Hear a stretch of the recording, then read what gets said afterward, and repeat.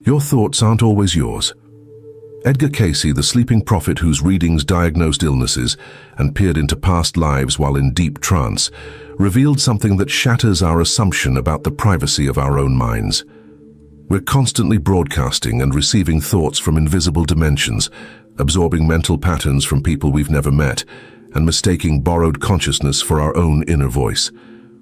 In his readings, Cayce explained that every thought you think creates a living vibration that ripples through the mental atmosphere of Earth, and simultaneously, you're picking up thought forms created by millions of others, often without any awareness it's happening.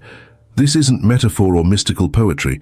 Cayce described the mechanics of how thoughts travel, attach, and influence with the precision of someone observing a physical law. What does this mean for the voice in your head right now, the one you trust as unmistakably you? What if your anxieties, desires, and even beliefs aren't organically yours, but mental broadcasts you've unconsciously tuned into? Drop a comment sharing one persistent thought pattern you've always wondered about. Could it have an external source you never considered? There's a deception most of us live with every single day, and we're so accustomed to it that we defend it as reality. We believe the thoughts streaming through our consciousness are private, original, uniquely ours. We treat our mental space like a sealed room where only our own voice echoes. But Edgar Cayce's readings expose this as one of humanity's most fundamental illusions. In his trance states, Cayce could perceive the invisible architecture of consciousness itself, and what he saw was nothing like the isolated minds we imagine ourselves to possess. He described a mental atmosphere surrounding Earth, a living field of thought energy where every human mind exists not as a separate island, but as a receiver and transmitter, constantly exchanging mental currents with this vast ocean of consciousness. You're not thinking in isolation, you're thinking in a cosmic broadcast system, and most people have no idea which signals are theirs and which they're picking up from the airwaves. Cayce revealed that thoughts are things. Not metaphorical things, not poetic things, but actual energetic constructs with measurable force and persistence. When you generate a thought, particularly one charged with emotion or repetition, you create what he called a thought form, an energetic pattern that doesn't disappear when you stop thinking it. It continues to exist in the mental atmosphere, vibrating at its own frequency, capable of influencing any mind tuned to that same wavelength. Every fear you've ever entertained, every desire you've obsessed over, every judgment you've passed, these don't evaporate into nothing.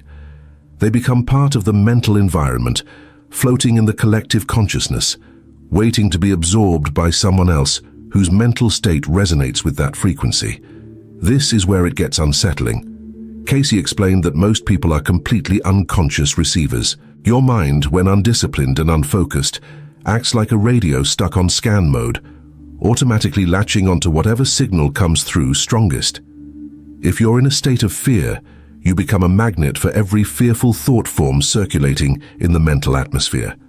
If you're dwelling in anger, you're tuning into a frequency crowded with rage from millions of sources. You think you're just having a bad day, processing your own emotions, but Cayce's readings suggest you might be absorbing the unprocessed mental debris of countless others, experiencing their fear and rage as if it were your own.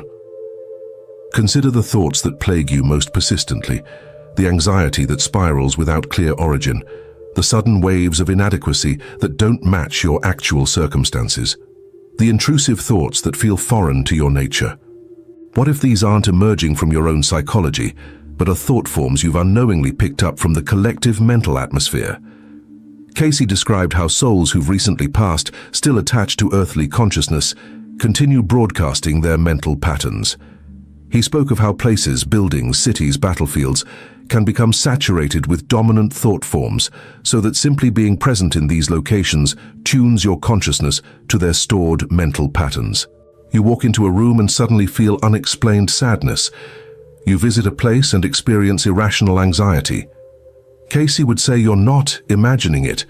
You're detecting the mental residue, the thought forms imprinted in that space. But the implications go deeper still. If you're absorbing thoughts from the mental atmosphere, where does your actual self begin? Cayce taught that the true you, the soul, the individualized portion of the divine, exists beyond the mental plane entirely. Your authentic self dwells in the spiritual realm, in what he called the Christ consciousness, that state of perfect attunement with God where thought is pure and uncorrupted by the chaotic frequencies of earthly mind. The challenge of incarnation is that you've descended from that pure state into a dense mental environment, and most souls become so identified with the mental noise they're receiving that they forget they have a higher consciousness altogether. This is the tragedy Casey witnessed in his readings. Human beings suffering from thoughts and impulses they believe define them, when in reality these are just mental broadcasts they've failed to tune out. He described how entities, both embodied and disembodied, can influence susceptible minds. Not through dramatic possession, but through the simple mechanism of resonance. If your consciousness is vibrating at the frequency of addiction, you're not just dealing with your own addictive patterns, you're potentially receiving amplification from every other consciousness operating on that frequency, including discarnate entities who died with unresolved addictions and continue broadcasting those patterns from the afterlife. The question Casey forces you to confront is this: which thoughts are actually yours? When you think, "I can't do this," whose voice is that really? When fear tells you to play small, to avoid risk, to stay hidden, is that your soul's wisdom or a thought form you've absorbed from the collective anxiety of a fearful humanity? When desire screams that you need something external to be complete, is that your true longing or the amplified craving of millions of souls who've sought fulfillment in material things and broadcast their hunger into the mental atmosphere? Casey's readings provide a framework for understanding why spiritual discipline isn't optional. It's survival. Meditation, prayer, conscious focus on the divine. These aren't just nice practices for people interested in spirituality. They're the essential tools for tuning your consciousness away from the chaotic frequencies of the collective mental atmosphere and toward the pure frequency of your higher self. When you meditate, you're not just relaxing your mind. You're actively changing your channel, deliberately tuning into the Christ consciousness that represents your true nature and turning down the volume on the mental broadcasts that distort your perception of reality. He emphasized that you can test this. Pay attention to what happens when you enter different mental states. When you're in genuine prayer, not rote recitation but sincere communion with the divine, notice how certain thoughts that normally torment you simply aren't present. That's not because prayer magically dissolves your psychology. It's because you've shifted frequency. You've tuned into a channel where those particular thought forms can't reach you. They're still broadcasting on their frequency, but you're no longer receiving them. This understanding transforms the entire endeavor of spiritual growth. You're not trying to fix a broken self or overcome inherent flaws in your nature. You're learning to discriminate between your true consciousness, your soul's voice, which is always aligned with love, creativity, and service, and the mental static you're picking up from the collective. Most of what you think is wrong with you isn't actually yours. It's borrowed consciousness, absorbed from an environment saturated with fear, separation, and material obsession. Casey revealed that negative entities, what religious traditions call demons or dark forces, don't need to possess you in any dramatic sense. They simply need you to remain unconscious of this broadcast system. As long as you believe every thought in your head is authentically yours, you'll act on mental impulses that serve their agenda rather than your soul's purpose. You'll mistake their broadcasts for your own desires and slowly, imperceptibly orient your life around frequencies that lead you away from your divine nature. But there's another layer that makes this even more profound. Casey taught that you're not just a passive receiver, you're also a broadcaster. Every thought you entertain, especially those you charge with emotion and repetition, becomes a thought form that you release into the mental atmosphere. This means you bear responsibility not just for your own consciousness, but for the mental environment you're creating for others. When you indulge in judgment, you're not just harming your own spiritual state, you're creating thought forms of judgment that others will absorb. When you cultivate compassion, you're broadcasting a frequency that can lift and heal minds you'll never meet in person. This is what Casey meant when he said, "Thoughts are things." They're your spiritual children, sent out into the world to do their work whether you're aware of it or not. The question isn't whether you're influencing the collective mental atmosphere. You absolutely are, every single day. The question is, what kind of thought forms are you creating and releasing? Are you contributing to the fear and separation, or are you consciously generating patterns of love and unity that serve the spiritual evolution of all consciousness? Consider the practical implications. That moment of road rage where you curse another driver, you've just created a thought form of anger that doesn't disappear when you calm down. It continues vibrating in the mental atmosphere, potentially influencing the next person who's in a vulnerable state of frustration. The judgment you pass on someone's appearance, the contempt you feel for a political opponent, the fear you entertain about future catastrophes, all of this is mental pollution you're releasing into the collective environment. Casey's readings make clear that you're accountable for this pollution, just as surely as you'd be accountable for dumping poison in a river others drink from. But this isn't meant to induce guilt, it's meant to awaken power. Once you understand that you're a broadcaster, you can become conscious about what you transmit. You can make meditation and prayer not just about receiving divine guidance, but about purifying your mental output. You can catch yourself before releasing thought forms of fear or hatred, consciously transforming them into patterns of peace and compassion before they leave your consciousness.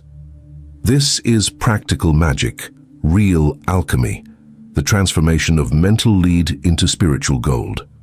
Casey described how advanced souls, those he called elder brothers or ascended masters, maintain conscious control over their thought broadcasts at all times. They're aware that their minds are instruments affecting the whole, so they discipline every mental pattern toward the highest frequency they can sustain. This isn't superhuman. It's what every soul is called to achieve. It's your destiny to gain such mastery over your consciousness that you become a deliberate force for good in the mental atmosphere, a lighthouse of high-frequency thought in an ocean of mental chaos. Here's what makes this urgent. Casey revealed that Earth is entering a period of intensified mental activity. As humanity's consciousness evolves, the veil between minds is thinning. The mental atmosphere is becoming more active, more charged, more influential. This means that unconscious absorption of thought forms will become even more common, even more powerful. People who don't learn to discriminate between their true consciousness and borrowed mental patterns will find themselves increasingly at the mercy of collective mental states, mass fear, mass rage, mass delusion. But it also means that conscious broadcasters, those who've learned to align their thoughts with Christ consciousness, will have greater power to influence the collective for good. A single mind firmly anchored in divine consciousness can stabilize the mental atmosphere for thousands. This is why Casey emphasized that the most important service you can render to humanity isn't external action, but internal purification. By cleaning up your own mental broadcasts, by consciously tuning into the highest frequencies available to you, you're literally changing the mental environment that everyone shares. So we come to the question that should keep you awake tonight. Are you conscious or unconscious in the mental realm? Are you a deliberate broadcaster of divine patterns or an unwitting relay station for whatever mental debris happens to blow through your awareness? Do you even know how to tell the difference between your soul's authentic voice and the countless voices you're picking up from the collective?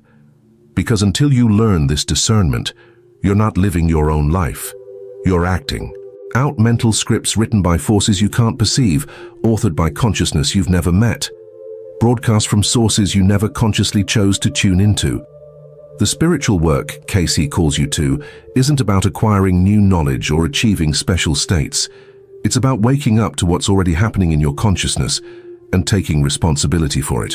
It's about becoming aware that every moment you're both receiving and broadcasting, both influenced and influential, both shaped by and shaping the collective mental field. Your thoughts matter, not just to you, but to the whole of consciousness. Your mental discipline, or lack of it, is affecting the spiritual evolution of souls you'll never know about. If you take only one thing from Casey's revelation about the nature of thought, let it be this. Consciousness is a shared environment, not a private possession. You're swimming in an ocean of mental energy, and until you learn to navigate these waters consciously, you'll be tossed by currents you don't understand, pulled toward destinations you never chose. But once you wake up to how thought really works, Once you grasp that you're both receiver and broadcaster in a vast network of consciousness, you gain the power to tune into your divine frequency and stay there, becoming a source of light in the mental atmosphere rather than a victim of its darkness. What will you do with this knowledge? Will you continue operating on autopilot, absorbing whatever mental patterns happen to drift through your awareness? Or will you take up the responsibility Casey says is yours to become a conscious master of your mental realm, a disciplined broadcaster of divine consciousness, a soul who remembers its true nature and refuses to mistake borrowed thoughts for authentic self? Your answer to that question determines not just your own spiritual trajectory, but the quality of mental atmosphere you're creating for every other soul, struggling to find clarity in this dense, chaotic, beautiful mental ocean we all share. If this video has challenged your understanding of your own mind, hit that like button and subscribe for more revelations from Edgar Cayce's readings. Drop a comment sharing which persistent thought pattern you're now questioning. Is it really yours, or have you been tuning into a frequency that doesn't serve your soul's purpose? This conversation doesn't end here. It begins in your consciousness right now, as you decide whether to remain unconscious or to wake up to the broadcasting power you possess.